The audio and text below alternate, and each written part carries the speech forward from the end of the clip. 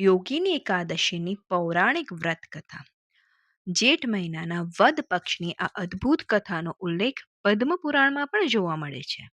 ધર્મરાજ યુધિષ્ઠિરે જ્યારે ભગવાન શ્રી કૃષ્ણને જેઠ વદ એકાદશીનું મહત્વ અને તેની કથા સંભળાવવા વિનંતી કરી ત્યારે શ્રી કૃષ્ણ ભગવાને આ પવિત્ર કથા સંભળાવી હતી.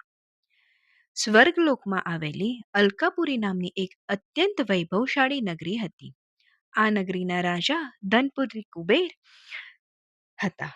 રાજા કુબેર ભગવાન શિવના પરમ ભક્ત હતા અને રોજ નિયમપૂર્વક ભોળાનાથની પૂજા કરતા હતા. રાજા કુબેરની પૂજા માટે રોજ માનસરોવરમાંથી પવિત્ર અને સુંદર ફૂલો લાવવાનું કામ હેમા માલી નામના એક યક્ષનું હતું. હેમા માલીની પત્નીનું નામ સ્વરૂપવતી હતું, જે અત્યંત સ્વરૂપવાન હતી. હેમા માલી પોતાની પત્નીના પ્રેમમાં ખૂબ જ આસક્ત હતો. એક દિવસ હેમા માલી રોજની જેમ સવારે માનસરોવરમાંથી પૂજાના ફૂલો તોડીને લાવ્યો, પરંતુ ઘરે આવ્યા પછી તે પોતાની પત્નીના પ્રેમ પાશમાં એવો અટવાયો કે ભગવાન શિવની પૂજાનો સમય થઈ ગયો એ હોવા છતાં તે રાજમહેલમાં ફૂલો પહોંચાડવાનું ભૂલી ગયો. બીજી તરફ રાજા કુબેર મધ્યાહન સુધી શિવ પૂજા માટે હેમા માલીની રાહ જોતા રહ્યા. જ્યારે પૂજાનો સમય વીતી ગયો ત્યારે રાજા કુબેરે ક્રોધિત થઈ સેવકોને આદેશ આપ્યો, જાઓ તપાસ કરો, આ હેમા માલી હજી સુધી પૂજાના ફૂલ લઈને કેમ નથી આવ્યો. સેવકોએ હેમા માલીના ઘરે જઈને જોયું અને પાછા આવીને કુબેરજીને સત્ય જણાવ્યું. મહારાજ, હેમા માલી તેની પત્ની સાથે પ્રેમ વિલાસમાં વ્યસ્ત હોય છે, જેના કારણે તે પૂજામાં હાજર થઈ શક્યો નથી. આ સાંભળીને રાજા કુબેરના ક્રોધ સાતમા આસમાને પહોંચી ગયો. તેમણે તરત જ હેમા માલીને દરબારમાં હાજર થવાનો હુકમ કર્યો. ધ્રુજતો ધ્રુજતો હેમા માલી રાજા કુબેરના દરબારમાં હાજર થયો. તે ખૂબ જ લજ્જિત અને ભયભીત હતો. રાજા કુબેરે ક્રોધાવેશમાં આવીને કહ્યું, મૂર્ખ, તે તારી કામ વાસના પાછળ મારા આરાધ્ય દેવ ભગવાન શિવની પૂજાનું અપમાન કર્યું છે. તું કર્તવ્ય ભ્રષ્ટ થયો છે, માટે હું તને શ્રાપ આપું છું. તું આ જ ક્ષણે સ્વર્ગમાંથી પતિત થઈને નીચે જઈશ અને પૃથ્વીલોક પર જઈ કોઢના ભયાનક રોગથી પીડાઈશ. તારો તારી પ્રિય પત્નીથી માટે સદા માટે વિયોગ થઈ જશે. કુબેરના શ્રાપની સાથે જ હેમા માલીને તે જ ક્ષણે સ્વર્ગમાંથી પૃથ્વી પર આવી પડ્યો અને તેના દિવ્ય શરીર પર ભયાનક કોઢ આવી ગયો. શરીરમાંથી દુર્ગંધ આવવા લાગી અને અસહ્ય પીડાથી તે કણસવા લાગ્યો.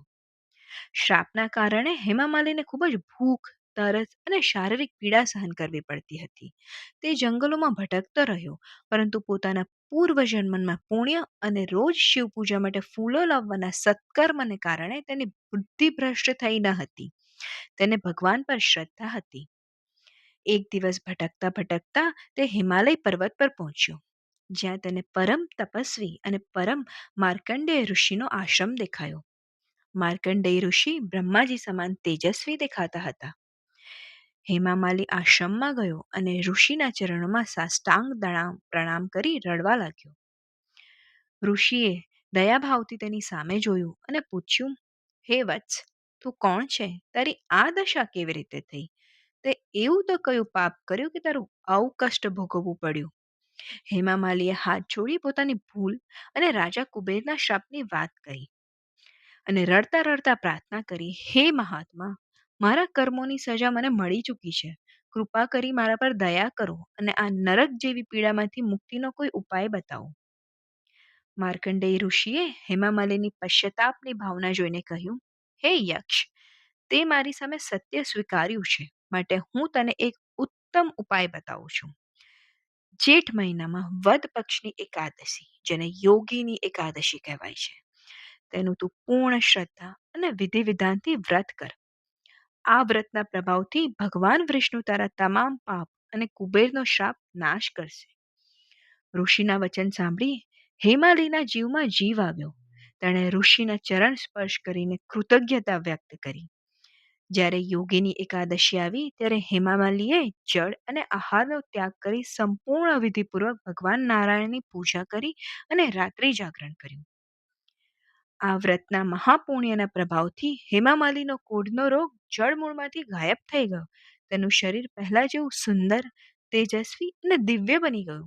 તે શાપમુક્ત થઈ પુનઃ સ્વર્ગલોકમાં પોતાની પત્ની પાસે પહોંચી ગયો અને સુખપૂર્વક જીવન જીવવા લાગ્યો. ભગવાન શ્રી કૃષ્ણ અંતમાં શ્રી યુધિષ્ઠિરને કહે છે, જે વ્યક્તિ આ યોગીની એકાદશીની કથા વાંચે છે, સાંભળે છે કે વિધિપૂર્વક આ વ્રત રાખે છે, તેને 88,000 બ્રાહ્મણોને ભોજન કરાવવા સમાન પુણ્ય મળે છે. આ વ્રત સંસારના તમામ પાપો, બંધનો અને અસાધ્ય શારીરિક કષ્ટોમાંથી મુક્તિ અપાવનારું સર્વશ્રેષ્ઠ વ્રત છે. બોલો લક્ષ્મી નારાયણ ભગવાનની જય.